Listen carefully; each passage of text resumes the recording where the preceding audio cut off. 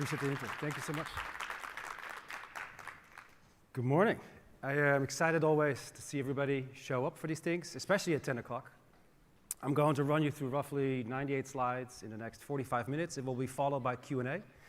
And while you laugh, there might be some things in this presentation that you might find less laughable. We'll get started right away. Because I've been spending the last year, as I do every year, sort of figuring out like what makes this year unique, what is different with this year compared to the last one when we look through the lens of video games, when we look through the lens of play on everything that happens around us. And so seeing the upside down, and I'm not ruining any surprises here, I assume, basically become this metaphor for what's happening, right? If not in all of its narrative, then at least in its symbolism as an item in and of its own, where we have this grabby, clawing set of hands trying to capture the world, right? Dominated by a bunch of people in suits. And it's just an interesting moment for me to think, like, okay, what can we make of this, right? When I talk to my students in this setting, when I talk to people throughout the industry, what do they make of it? And what manifests, what anxieties, what opportunities, what's the cultural sentiment when we look at all of these things through a lens of gaming? And first and foremost, of course, you can look at the economics. You say, what does it cost to get into the World Cup nowadays? As a Dutchman, of course, I want to go see my Dutch team play this year. Can I afford it? Probably not. $6,000 for a ticket, and the increase that these tickets have shown over the last few World Cups is so astronomical that it becomes a moment where you say, well, this is crazy. Like, why is it so expensive? Why all of a sudden is there this pay ceiling to see something that was really for people, that's really about the audience, that's really about something that connects us? Is it bread or games? Is it something where we find ourselves watching chariots running around? We have gladiators. This is not a phenomenon that's relatively new, of course, but we've always had these big spectacles, these phenomena of play, whether that's private play or public play, and they've become an integral part of society over years. But there's something that is off in some ways, right? In some ways, it feels a little crazy to think that just because some royal family member holds a controller that they're just like us. Look at them, they're just like us, they're playing video games. They're just like regular people. Are they though? Or are they not like us at all, right? Isn't it true that when we have the Super Bowl halftime show in the last 2 years here in the US, this spectacle of patriotism, this incredible phenomenon, and suddenly now it's this rivalry, there's this incredible anger around like who gets to play the music during the halftime show. All of a sudden this becomes this focal point for a lot of people. And I think that that's fantastic to think about as from a sort of cultural conversation. At the same time, why is everybody so upset? Why is everybody so angry when Bad Bunny plays a few songs? Like, really, what's the big deal? And so play then becomes this map, this sort of cultural phenomenon where we can identify different characteristics, whether those are cultural, economic, or otherwise, that help us understand a little bit better where we are today. So as a short intro, my name is Joost. I teach at the NYU Stern School of Business. I teach on the economics and the business of video games. I'm also an investor and a serial entrepreneur. Over the last few years, I've sold several data businesses to companies like Nielsen, Sensor Tower, and Unity, totaling over $400 million in transactions value. I currently run a company called Eldora. It's an AI-native digital intelligence firm that tracks the performance and the presence of Fortune 500 brands across the gaming ecosystem. And so, in other words, I have one foot in academia, I have one foot in the rest of the world, and I try to combine those perspectives in everything I do. I live in Brooklyn, and in Brooklyn we like to ask, what's good? What's happening out there that we should be paying attention to? And the short answer this year is that we're back up into growth mode in the games industry, it seems. 4.5% year-over-year growth suggests to a lot of people, of course, that now we have we've survived the pandemic. We're now at a moment where we've recovered a little bit from all the moments that have been beating us down for the last few years. It's been post-pandemic, sort of an interesting moment to see kind of who holds the line and who has a harder time. Being back up, showing some growth, some convincing growth across the category has been incredibly encouraging for a lot of people. Successes like Arc Raiders have been phenomenal, right? Here is a small studio that does incredibly well, builds something right under the nose of large blockbuster game makers, and does this with such innovation that it just is irresistible to audiences. And so Arc Raiders is one of these critical successes over the last year that I think is, shows you that even in the moments when the economy is not on your side, you can still be incredibly innovative. And perhaps it's because of that. At the same time, the layoffs that we've experienced over the last few years have started to seemingly cool down somewhat.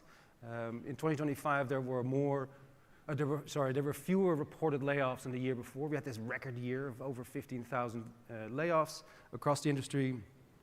Less so normalizing is probably a little strong, but it ends up being a moment of reprieve for many of the creatives. And then we see some incredible successes around, like Clair Obscur, this gaggle of French people makes this incredible creative game that speaks to the imagination, wins all of the awards throughout the industry, gets a lot of the accolades.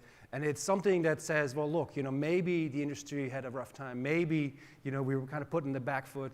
If you saw my talks in the last 2 years, we would talk about platform economics and the dominance of tech companies. Maybe we've been able to kind of sidestep that and move beyond it. AAA still suffers, of course. AAA has a hard time, high guard, despite all of its free marketing, despite all of its anticipation, was only just now discontinued. It didn't work out.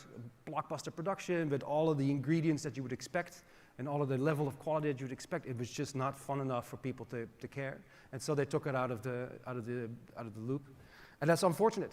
Here's a lot of people trying and it not working out so well. And so then we arrive at this observation that it's much more tenuous than it looks. We have performance that's better, sure. The line is up and to the right somewhat. In the US, and we'll get to that in more detail in a moment, you see them just ending slightly under the S&P 500 at the end of the year. But for most of it, it's been above. We see the same thing then more pronounced here in Europe, where we have the weighted average of all of the publicly traded stock outperforming the tech stock index in this region. That's a good sign. What's happening there? Who is the big winner? The top squiggly line here is CD Projekt, for instance, coming out with The Witcher 4, and of course known for Cyberpunk. There's a lot of companies that do really well, and we'll get into in a moment, we'll discuss how that's possible. And if we move then over to Asia, you see, with some exceptions, everybody having a harder time, but still, for most of the year, things have been incredibly successful here, right? Particularly companies like Capcom and Konami, they outperform the market, where several of the other ones more recently have not. And so it creates a picture of, in my mind, a transition from west towards east. If we look on a per company basis over the last couple of years, since sort of like the worst part of the industry, when people started laying off lots of workers, does that actually improve efficiency? Are we making more money per employee? Are we, from this metric on, are we able to say the games resonate so well that we are able to do more with less? And the answer is kinda, right? Bandai still down in terms of efficiency. EA, Square Enix, Take-Two, all have had a lot of people added to the mix over the last couple of years, but the efficiency isn't quite there.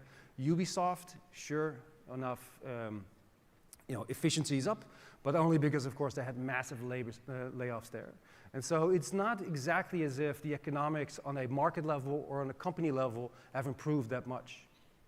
One of the major drivers of success, in fact, is Roblox, right? Roblox is just this immovable object that is just, everybody has to go through it. You can't go around it anymore. 150 million daily active users in this teeming environment where people are creative, spending time socializing. And so it suggests that maybe there's something going on that we haven't quite fully captured yet. And so the answer, of course, to this question is like, well, are we really back then? And is that really the case? And the short version is not really on a nominal basis, right? If you look at Roblox, despite all of its success, still doesn't reach profitability, still doesn't make any money. And this is still that hangover that you have from tech platforms that relentlessly charge you, that make it incredibly difficult to make a living in this circumstance. And so now we have one of the most successful game companies out there, one of the most popular platforms, still underwater financially. And then if we look at it more with a little bit more granularity, we can see that what really happens, of course, is that it's not top-line growth at the largest firms, but it's growth at the bottom firms. When the pandemic gave everybody a lot of free and cheap capital to buy everybody else, to become too big to fail, what you saw was that companies would really try to insulate themselves from economic turmoil. That worked for a little while. So in 2022, you start to see the large companies declining much less than the smaller ones, particularly 2023 and 24. Small firms, anything outside of the top 10, suffers the most. But now in 2025, those are the ones that are on the up and up, right? The large companies still struggling to become efficient, still struggling to get their hands on sort of the cultural moment, really understanding what's happening, and instead, it's the smaller firms that do well. That's exciting, right? The games industry is slowly regaining momentum. Which leads me to the inevitable question, okay, that's cool, I guess, so there's a bit of a nuanced picture here between who is winning and who's losing, so then what does that mean in terms of what's next? When we look at what's next, we see immediately, of course, this figure of Tim Sweeney, the maker of Fortnite, winning not one, but several court cases against Google and Apple around particularly things like transaction fees and anti-steering mechanisms, meaning publishers are not allowed to send users out of the ecosystem for app stores and transact elsewhere, offering a better deal, making higher margins. He's won those cases all the way to the point where Google is now telling him, okay, you know what, we're going to relent on the 30% fee and we're going to make it 20%. So it's incredible success. And it immediately translates into what I think is incredibly valuable here. It puts cash in the pockets of a lot of companies. It allows them to innovate. It allows them to kind of take a beat and breathe a little easier and innovate and take a little bit more creative risk. And we start to see that immediately. And so, of course, then Fortnite's back on the ecosystem. We're back to playing Fortnite on mobile platforms.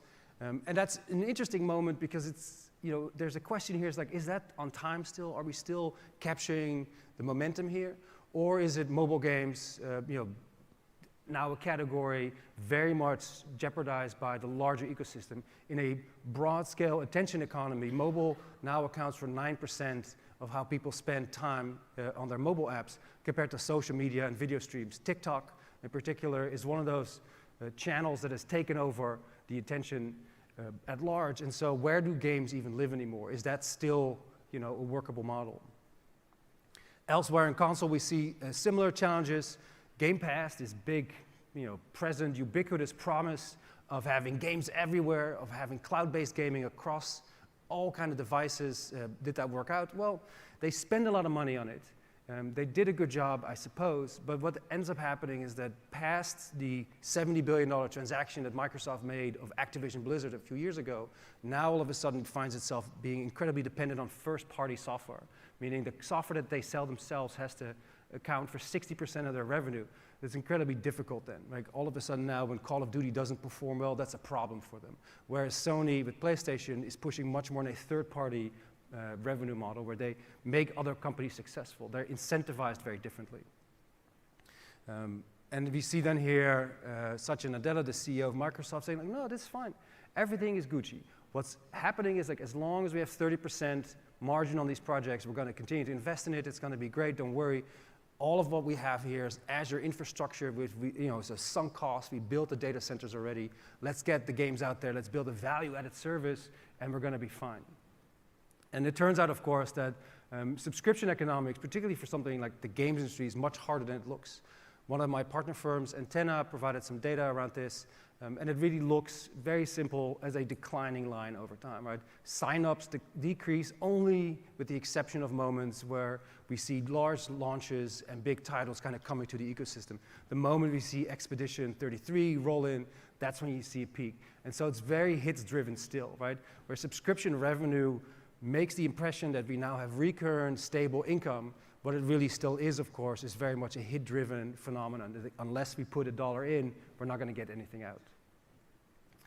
And that means that we now, more recently, saw a big turnover in management, right? We see then Phil Spencer and Sarah Bond leave the team and a bunch of other executives as well in exchange for new leadership, right? There's a new wind that blows through the corridors, I guess, at Xbox Studios. And it changes fundamentally, the shape of the ecosystem in the years to come.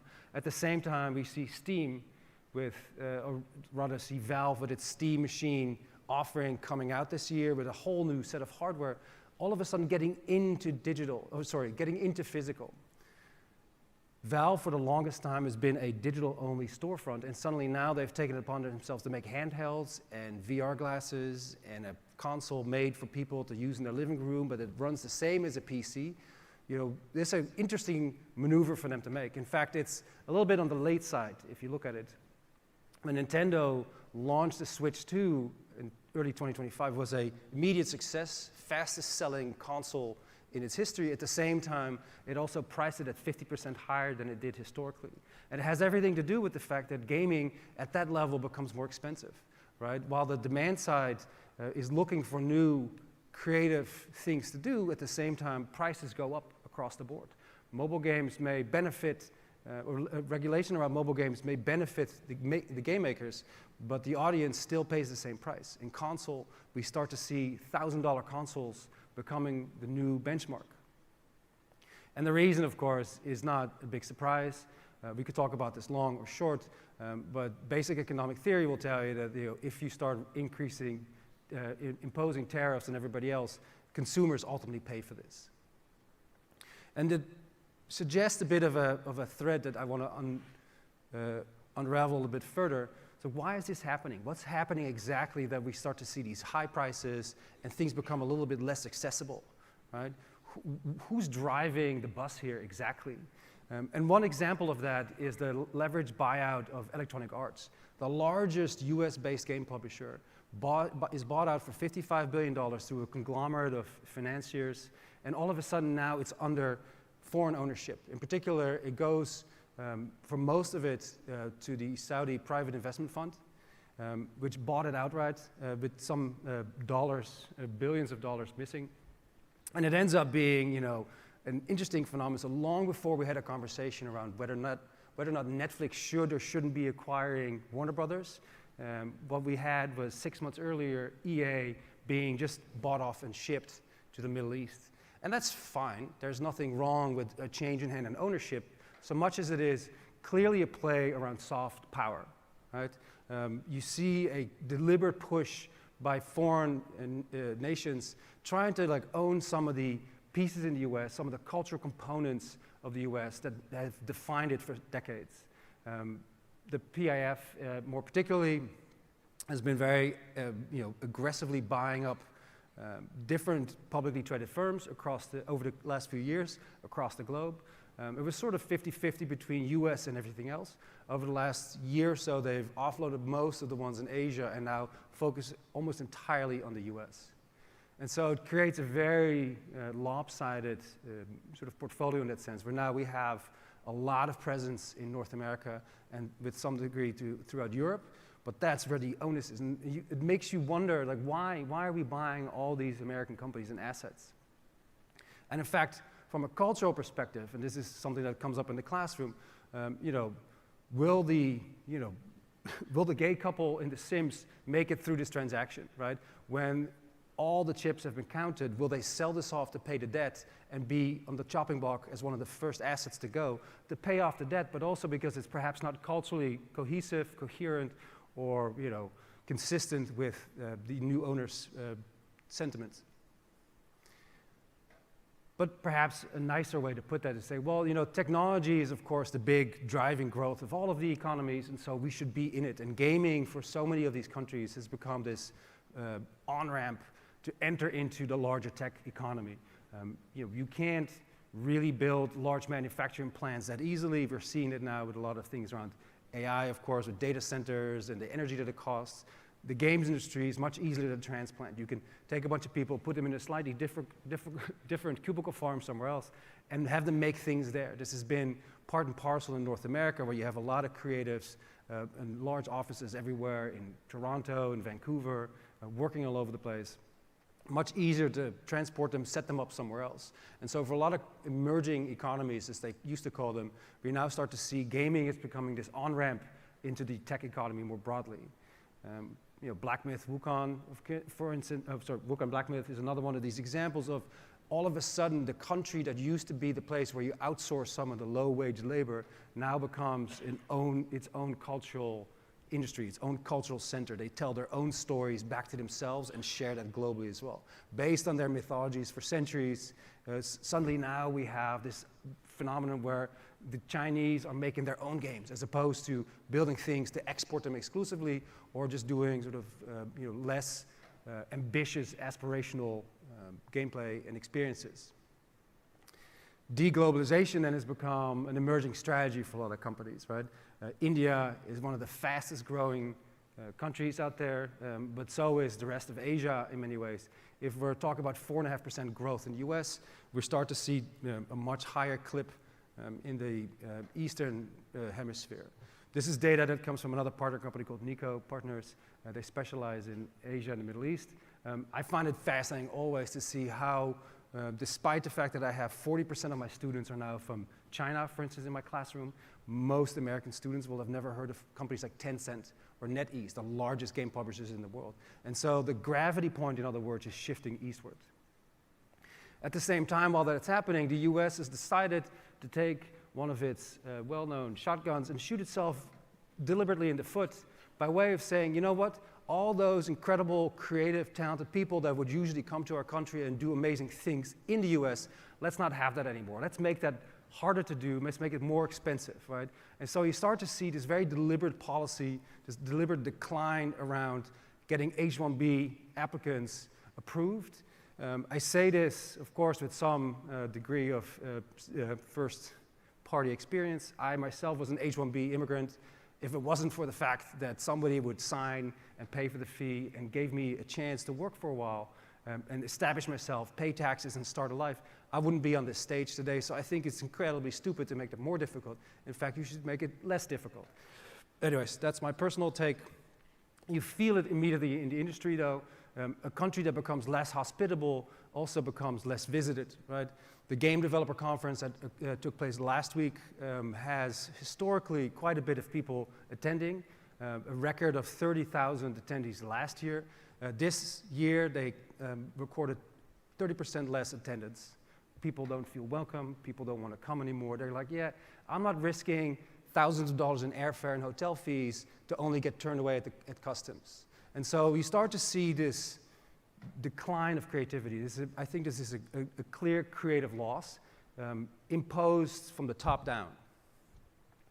And so, and just to kind of reiterate the point, is like if you look at the data and you look at the different companies that have a whole bunch of H-1B employees, large companies like Sony, EA, Roblox, Take-Two, it's not just that they have a few of them sort of sitting around doing some cool exotic stuff. This is part and parcel of their creative pipeline. This is exactly what this creates a creative advantage for them. And so the idea that when we close the door, the talent will just kind of go away is, of course, as stupid as it sounds.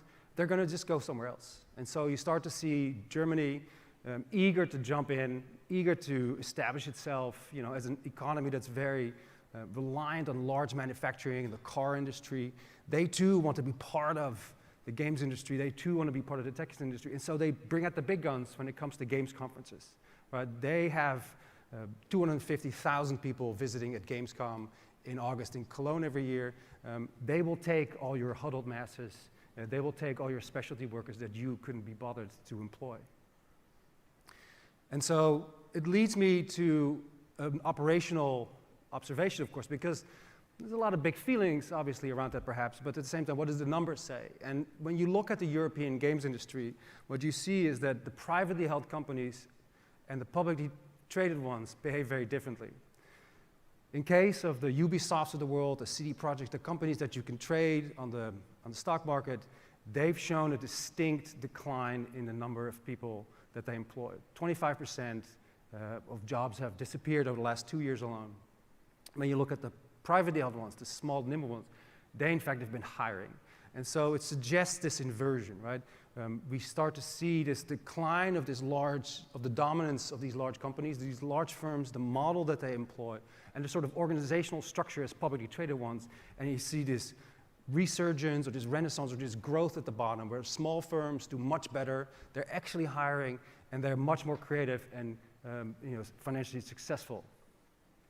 And to iterate that point is like the moment you start shutting the door on people, right? The moment you make it harder for people to hire and to employ creatives, what companies become is risk averse.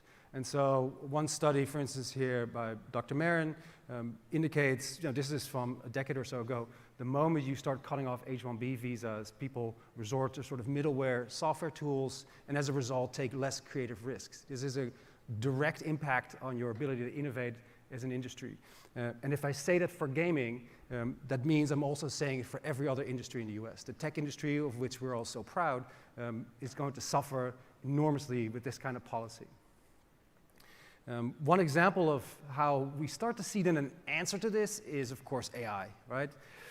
This is one of my favorite ones. In the lead up to the release of Project Genie by Google, a bunch of people created some renderings of, for instance, Grand Theft Auto Greenland, which I thought was hilarious. What would it be like if I could play GTA, but it was in some outlandish snowy place with snow scooters? And the stock market goes, I got this. Everything has to be sold right now, right? This idea that we can spin up very quickly some kind of magical machine that's going to replace creatives. They felt, at least on Wall Street, that that was reason enough to then short all the stocks. And you start to see large publicly traded firms immediately lose value. And that seems like a fair investor perspective, but it's, of course, as stupid as it is nonsensical. You can't create supply if you don't also create demand, right? If you're going to sort of innovatively disrupt an economy or a sector, you're also going to have to find customers and consumers and an audience for that market. You can't just build these things. If you're going to be building cars, then you also have to be able to give people jobs and wages so that they can actually buy one of these cars. And that was something that Ford totally got. That was part of his model. It's like, look, we have to do both invest in and cultivate the demand and the supply side, and not just one of them, as we see now. And so the argument that AI is going to replace creatives is short-sighted, because what ends up happening is that it's not just some tool that we put together overnight. It wasn't some quickly hacked together phenomenon. It wasn't something algorithmically simple or quick. What it is a long-standing development cycle. When you look at a studio like Rockstar, which is owned by Take-Two Interactive, over the decades, they've built this engine that drives all of their games. Here we see Manhunt, we see Max Payne, we see Red Dead Redemption, and then, of course, Grand Theft Auto. All of them build on the same underlying source code. All of them build on the proprietary engine that they built. By comparison, something like Project Genie is able to spin up something that looks cool, right? It's very fun for like a hot 60 seconds. It gives you 24 frames per second, and it costs $250 a month just to run as a consumer. So across a variety of different parallels, it already seems kind of dead in the water. But maybe in 5 years from now, that will be different. The moat for a lot of creative firms is not the technology. It's the fact that they've built it slowly and that it matches their creative vision over the course of decades. It's very difficult to replace that. And so if not on the creative side, then there's also, of course, the business side where companies are kind of teaming up. Here we have Tim Sweeney again. I had the CEO of Unity, Matt Bromwork, in my classroom last semester.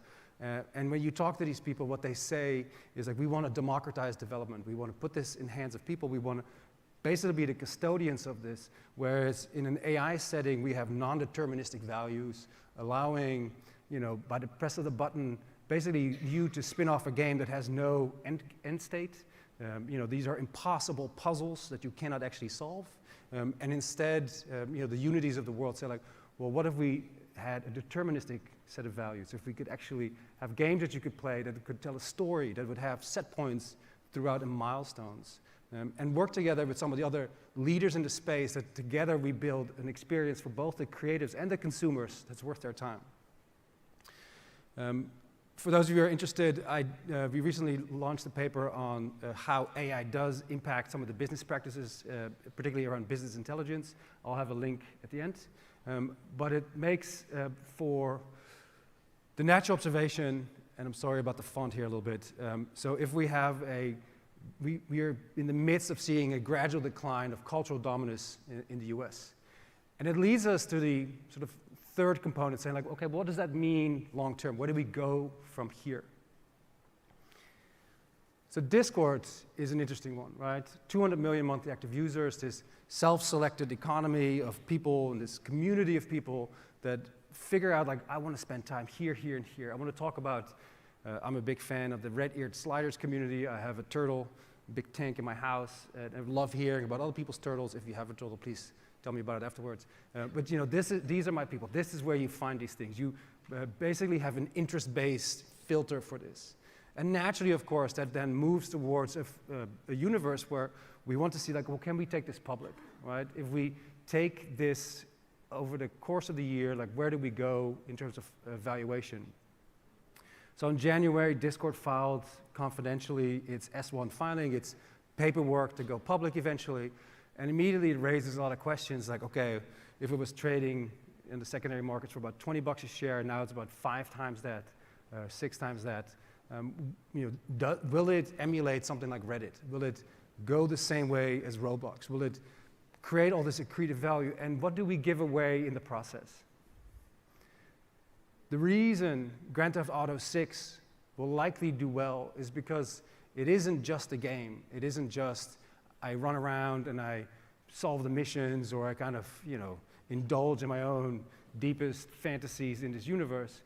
It's because it speaks directly into a community. This is a very happy, very healthy, very active set of millions of players that come together and not just, you know, have a bunch of goofy fun, they're also building and improving the game. Right? GTA 6 will come fully loaded with a marketplace where you have a bunch of different professional, semi-professional, and amateur builders that will make their own games, their own levels, their own missions inside of the context of the game. And then it will allow it to skyrocket, right? Forecasts are very healthy outright, 38 million or so copies sold in the first 12 months. I have no doubt it will be a blockbuster phenomenon, but it's not because the game is so much bigger, or because it's so pretty, or because it has more frames per second. It's because it has a baked-in community. It starts with people. Some of the efforts we see around this then are perhaps a little bit less aspirational or perhaps less obvious. Recently, World of Warcraft launched a collaboration with Zillow, this online real estate search engine, I guess it is, and it allows you to showcase your World of Warcraft domicile. Like as your character, you of course have like a place where you live, and so they had this cross-pollination. You start to see these things, but what works, I guess, about it is that they're looking to tap into that social layer. Can we get people excited about this game, and can we provide them a platform that, just like in the real world, they're just sort of kind of like looking at like, what did you pay for your house? How much are those houses now? What if I were to sell my house now? How much could I make? And sort of create that same sort of social layer that we see everywhere else. Pokopia, of course, then a recent Pokemon spin-off, sold incredibly well, 2.2 million units, totally surprising Nintendo and everybody else.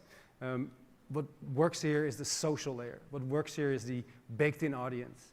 It leads you to this natural observation that it's not just about the game, it's not just about the franchise, but we start to think less about making games and more about making audiences. Luna very cleanly started this year with a turnaround in how it sees the world. After spending billions of dollars, Amazon burnt its fingers on a bunch of releases, and then turned it around saying, you know what we're going to do? We're going to take it easy.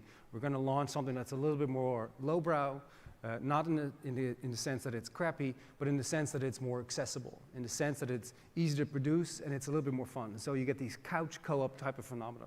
Same thing for Netflix. Netflix comes out of the gate swinging, says, you know what? We really have spent quite a bit of money on trying to do the big stuff and compete with the big dogs. What we want to do next is try something a lot more low-key, where you're already on the couch, and maybe you want to play with your kid. Maybe you want to just kind of pester your wife for a little bit with some kind of goofy game that's easy to play, that doesn't involve a lot of installation. And so all of a sudden, we start lowering the boundaries, start lowering the barrier. What is it that the audience that we have already would delight them, what would excite them at all, as opposed to trying to build something out that doesn't exist, that costs a lot of money, and that nobody's really asking for. For that reason, I'm excited about Josh D'Amaro, the new CEO for Disney. He starts tomorrow, I believe. He's the one that led the investment in Fortnite. He's the one that's going to be bringing together some kind of cross-pollination between theme parks and digital play spaces. I'm curious to see what one of the largest media firms in the world is going to do. This riffs very much off the idea that when I met with Netflix last week in San Francisco, they don't show up at one little booth at the Game Developer Conference. They come with like an enormous present. They rented out a whole museum. These companies, these non-traditional companies for the games industry that have been on the sidelines for a while, they're going to take a much more pronounced central role. And I expect Disney and the Netflixes and the Amazons of the world to kind of look more at their audience data, more closely to how they can leverage that and build it from there. And of course, the differentiator here, the thing that ties it all together for me is not just that we have large companies build games for big audiences, is that people have actual skin in the game. And I mean that figuratively and literally here. When you look at games like Counter-Strike, long-standing favorites, they've been around for a long time. They've also have had a long time of people buying different versions, different vanity items, different skins for their items and their characters in the game, and selling those on the marketplace. Valve, of course, the owner of that platform, they make money both times, when you buy it and when you sell it, and good for them. But this has grown into a $6 billion market. And all of a sudden now we have this new asset class where people are excited to just share things. And you can see the precursor to like prediction markets. You can see the precursors to sport betting, where it's like, what will I actually own? What kind of portfolio can I build? In fact, one study indicates that digital skins are an attractive investment alternative and an investable asset that is more stable and more profitable than more traditional ones like real estate and gold. And it's interesting to me then, it's not just so much about the amounts of money, but it's the fact that we are connected to this, right? I have now sort of an ownership stake in this larger universe. And it goes very much against the traditional gaming and game publishing model, where things like Build a Rocket Boy raised over $100 million, built something in secret that was a game inside of another game, and nobody asked for it, and it really hasn't launched yet, and nobody knows what's going on. There's a lot of conspiracy, and there's a lot of people pointing fingers, and you're like, so we spent $100 million on a bunch of drama?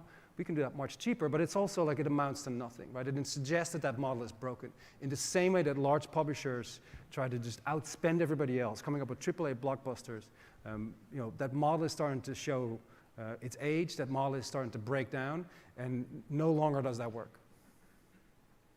And so often then do we find ourselves having to listen to some old guy coming down the mountain with a tablet, or more contemporary, in other ways, is like, this is the way. That idea, that logic of how we think about the world, how the economics of our creative industries, our cultural expression take shape, all of those things are up to us. It isn't just handed from the top down. When I ask my 13-year-old at home, what does he play? He plays this. He plays this goofy-looking mess of a game, you versus Homer, and he has the best time. He spends all day, if you have kids, you'll know, they have so little unstructured free time outside of school. They have homework and all kinds of activities because, please, for the love of God, please let them get into Goldman Sachs or something. I don't know exactly what the model is here, but so they do so much at that age that I don't recognize from my own childhood. And he's happiest when he's playing with his friends. He's happiest when the game is just the thing that connects them. And so they play these goofy games. They just have the best time with some kind of cultural reference in the middle, and they just enjoy themselves. Here, and it's not just sort of the enjoyment of a dad, it's also seeing the economics behind it. Here's a game called Fish. This is a Roblox game. We start to see then all of a sudden these 17-year-olds in their bedroom making something goofy, sharing it with the world, and then all of a sudden buying a boat. Bloomberg ran an article about this recently, about how Roblox is minting teen millionaires. You start to see this whole new class of creatives that weren't there before, that aren't necessarily welcomed by the industry. It's very difficult for them to find sort of a legitimate job at a legitimate publisher, but they like to tinker and play with things that are available to them. Modding, user-generated content, all of these phenomena start to really take shape, and all of a sudden then the thing that works well comes up from the bottom. If you've seen Steal a Brain Rot, if you're familiar with any of this brain rot aesthetic, and you don't like it, You're not alone, but it also means it's not for you, right? This is an aesthetic, this is a visual language, this is a form of expression that may not be for you at all. I'm Gen X, so I'm hero gameplay all the time. A single player, let me rescue a princess or slay a dragon, I'm happiest. I don't need multiplayer. I'm terrible at those. Steal a brain, that's another generation of gameplay. What they find in this noise, what they find in this sort of anti-everything type of aesthetic that seems so jarring and so YouTube-inspired in some ways, at the same time, for them, it's a place where they can be themselves. It excludes everybody else. It's a language that doesn't involve the moms and dads of the world. They can just kind of have a goofy time. This is the punk music of that generation in so many ways, right? It is jarring and annoying, and adults, they don't like it, but they have the best time, and they have a good time because it's uniquely theirs. And again, it's not just a sort of culture phenomenon, it's also a financial one. At the moment you start to see things like Steal a Brain Rot or Grow and Garden take up, Roblox's share price skyrockets as well. Right? The money always follows the moment people have fun. And it leads me then to this observation where it is the small studios, it is the small outfits that build games, that make things that they think is a true creative vision, where they spend years sort of indifferent to financial cycles, indifferent to when the audience wants it to be ready, indifferent to when investors say, and now we must ship this thing. Hades 2, fantastic game. Dispatch, one of the most popular ones during my school semester last semester. People would call in sick to play this. It's this episodic game. Does it look great? Of course, but what it does is it continues the Telltale Games tradition of having these sort of choose your own adventure type of experiences where as you go through the story and make decisions, you get different outcomes. And it plugs into a layer of drama, of emotional commitment that we don't see anywhere else. Blue Prince, same thing. Of course, Silk Song, we can't miss that one. These are all games that sell for $20 to $50 under the regular price that we see from the Nintendos and the Take-Twos, right? Well below the $80 price point that has somehow become the standard. They take longer to build, they're built by much more modest studios, and they end up being far more successful. So one example in this context that I like particularly is more recently than Markiplier, very famous YouTuber, 36 million followers on YouTube, ends up playing a game called Iron Lung a few years ago, and you could see him go through the process of playing this game, and he gets to the sort of big reveal, and there's this look in his eye, and you can see that he changed his mind about something. He promptly then invests $3 million in getting the rights and sets up a film production around the game and says, you know what, I'm going to try to launch this at a theater. And so he relies on his fan base, he relies on his audience, and he says, let's see if we can get it into 5, 10, 50 theaters. Well, long story short, it's now showing in 4,000 theaters around the country. It made him $50 million, and it had incredibly high ratings on Rotten Tomatoes. Here's a single person with a single vision, with an audience, able to launch a phenomenon we haven't seen before. Of course, the Mario movie is great, and that makes a lot of money. I get it. But cultural relevance and the stories that we tell ourselves and the things we want to be part of and share, they start with this. Right, so Iron Lung, if you haven't seen it, perhaps it's not for the faint of heart, but it's an interesting one because it speaks to a generation. And as a side note, I suspect that horror games will be much more popular in the year to come. Same with like Brain Rot. My prediction is that we're going to see a lot more sort of scary games, a lot more horror games, because there's a generation that's really hungry for them. And so that leaves us then with sort of like the three parts of it, right? The industry is regaining momentum, but it's not from the source that you would expect it to be. What we're really seeing and witnessing in real time is this erosion and collapsing of American cultural dominance around the world as the gravity point shifts eastward. And of course, then the answer to all this is like, okay, we have to stop thinking about just making games and start focusing on making audiences. And as to close out then is the final observation. This is my two kids, Summer and Max. Of course they read books. I'm a snooty, Brooklyn-based professor guy. Of course, that's what they do. But they love doing this, right? And it's about the time that they spend together. They sit together, and while they fight, she's bossy, he's a creative, so he cries more some of the times. and she gets under his skin. And it ends up being, the time that they spend together that really matters the most, right, in their busy little lives. And so as a parent, you try to figure out, like, what do I do? How do I build this world around them that's going to be safe and comfortable and fun for them?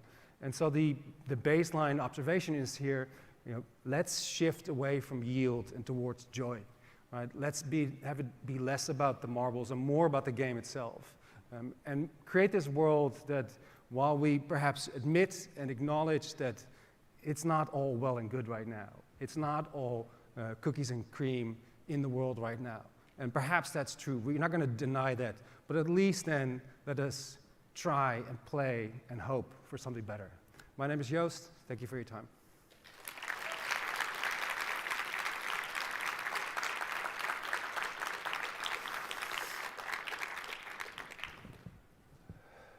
Okay. I will answer a few of these questions in the remaining time.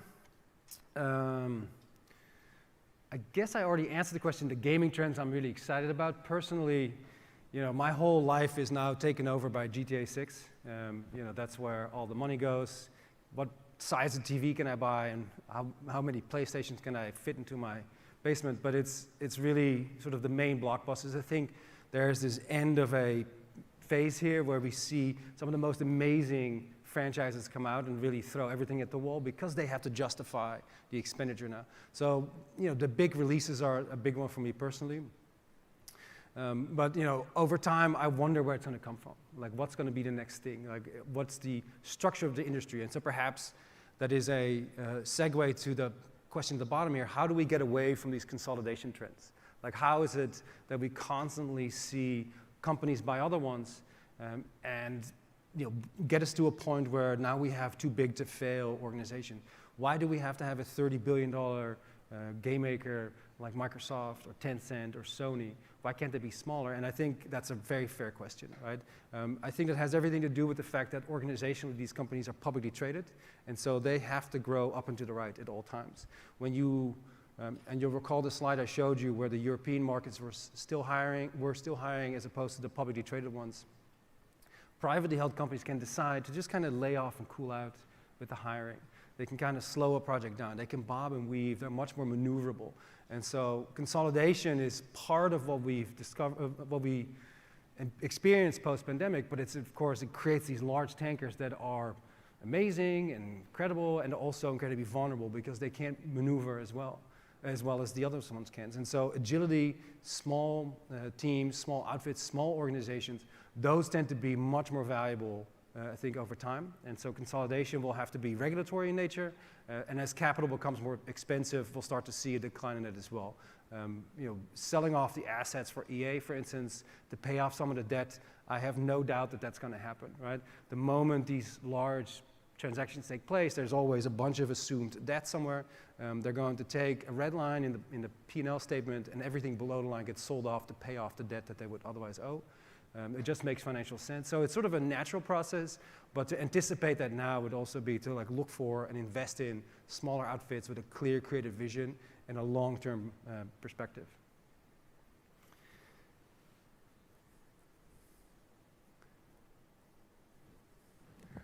Right, so this question, if there are fewer games and strong existing communities, how do you recruit new players?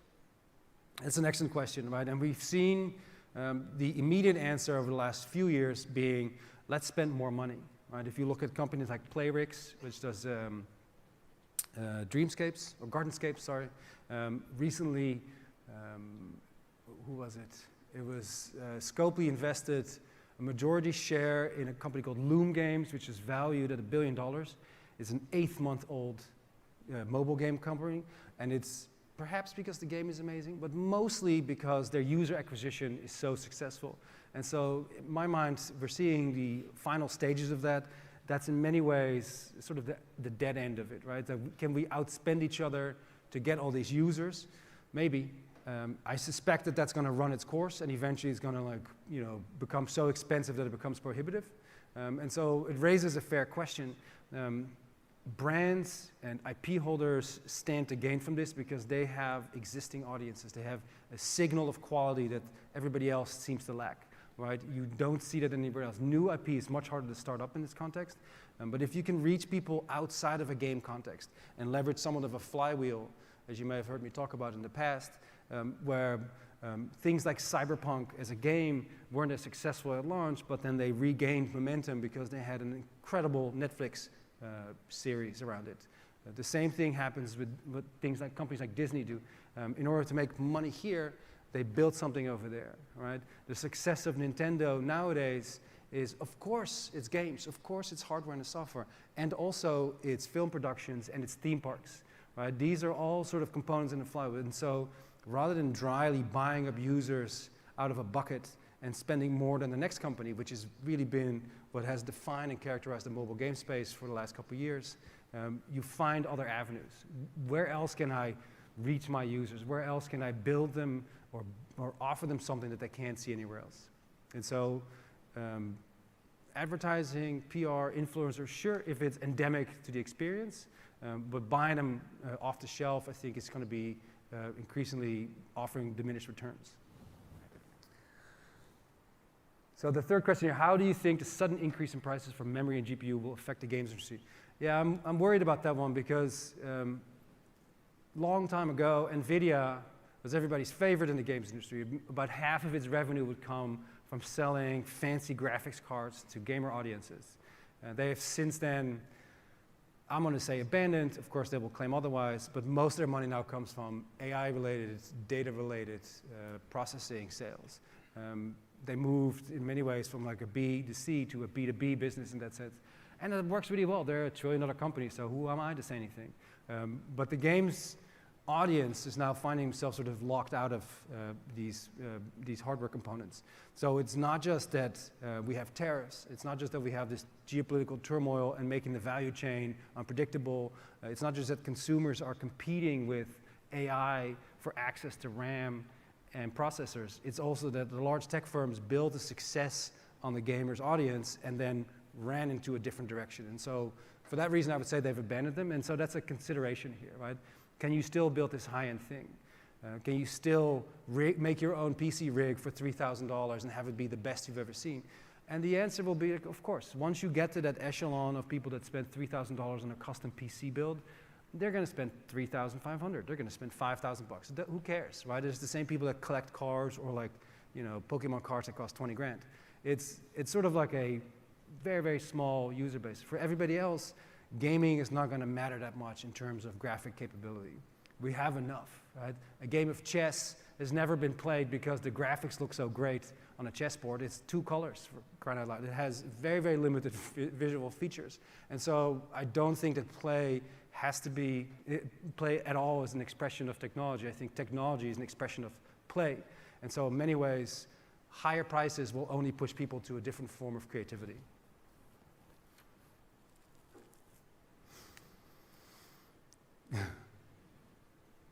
I like this one here. What's the AI version of Angry Birds? So the pretext of that one is, of course, that when the smartphone came out, there's 2 components to it. One of them was the fact that you had a studio that was all but dead, right? Rovio at the time had been the result of these layoffs around Nokia. You had all these people that had like some dad in software, but so that, you know, they tried to set up a studio. They ended up doing a lot of outsourced work for everybody else, and then Rovio finally started to make web games, browser-based games where you like take a slingshot and you knock things over. That existed on the browser for years, and it was crummy, sure, but there was some, you know, that was sort of like a popular genre that was going around like 2005, 2006. In a last-ditch effort to save the studio, they started making a mobile version. And they had some really definitive rules around there can't be a tutorial, there's going to be no text, there's no characters with a lot of dialogue or anything. We're just going to have very clearly a bunch of colorful birds and a bunch of evil green piggies, and that's how we're going to play the game. We're going to really reduce it for this audience so that the most people can understand this. And that saved the studio. That's what saved Rovio, right? That's what made it success all the way to go public a couple of years ago. That's one part of it. And so that's a fantastic story. And it's really the story of how small studios can benefit from new technological spaces or new platforms or new channels than make their name. It's not in the interest of large IP holders to run into a new platform category and try stuff out, because they stand to lose the most. Their IP is too precious for them to just throw it in any kind of category. They need some kind of certainty of income, etc. And so until it's proven itself out, it's not worth their time. So Rovio was an innovator and an early mover and a disruptor in that sense. At the same time, the second part of that story was that, yeah, sure, Apple made a great computer telephone. That was cool. But no one had ever used swiping as a way to interface with things. Now it's totally common. My 4-year-old constantly has her sticky little paws on my screens everywhere, you know, including the ones that don't actually use touchscreen. And so you end up like having to teach an entire generation of consumers on how to use things differently. For the same reason that Microsoft operating system would launch for years with Minesweeper and Solitaire, it wasn't because Bill Gates had some affinity with card games that were low resolution and kind of repetitive. It's because people had never used a mouse to double click and to drag and drop things. These were graphic user interfaces that we were unfamiliar with, and so suddenly then we see Microsoft integrating these gameplay mechanics just to teach the audience, like, here's how you use it. This is how you use the interface. So the smartphone needed an application. It needed some kind of go-to-market thing that explains to everybody else how to use the thing. How do you swipe things? And of course, if you've played Angry Birds, and you know, it's like, all you do is swipe. And then all of a sudden, everybody got it. And so that's the pretext for this question, which is a long-winded way of me buying time to think about it, because I don't know. You know, AI is this, I could tell you this much, it's like in a variety of different creative components, what AI does in my world is that it creates a lot of the same. It's a word guessing machine, right? While I use it all the time and I have a lot of, I'm very excited about the technology, at the same time, you know, this is going to take years before it gets to a level where it's really going to be disruptive. And so what I'm looking for here is something that I haven't seen before, right? What is it that has delighted you from the AI workbench that you haven't seen made by a human? And I can't really think of anything in that context. You know, AI in so many ways seems to be excellent at justifying its own existence, right? It seems to be so amazing at like explaining to everybody else why it must be here and why it deserves our attention. But it hasn't really spun off any of these games. It's been 3 years. In fact, AI has been 20 years, 25 years part of the games industry. You know, the idea that, in fact, and I would reverse the question, is like that we have to see something innovative coming out of AI that's going to give us a new interactive experience is perhaps the wrong way around. We gave you AI. We learned how to do natural language processing. We did the machine learning. When it comes to like quality assurance, publishers have been using for decades different ways to like simulate how players move to a virtual 3-dimensional environment to find bottlenecks and where things could go wrong and where they would have to improve their game. And so they devised these helpers, these tools to improve the games. So this has always been part of the toolset of the games industry. I think it's now not the question so much as like, what's the Angry Birds of AI? It's like, what is everybody else going to do with AI that we haven't thought of yet? Right? It's a very different way to think about it in my mind. And so, while I appreciate that question, you know, as a non-creative, I'm going to withhold my judgment on that until later. I think we're out of time. Thank you as always. I'll see you soon. Thank you so much.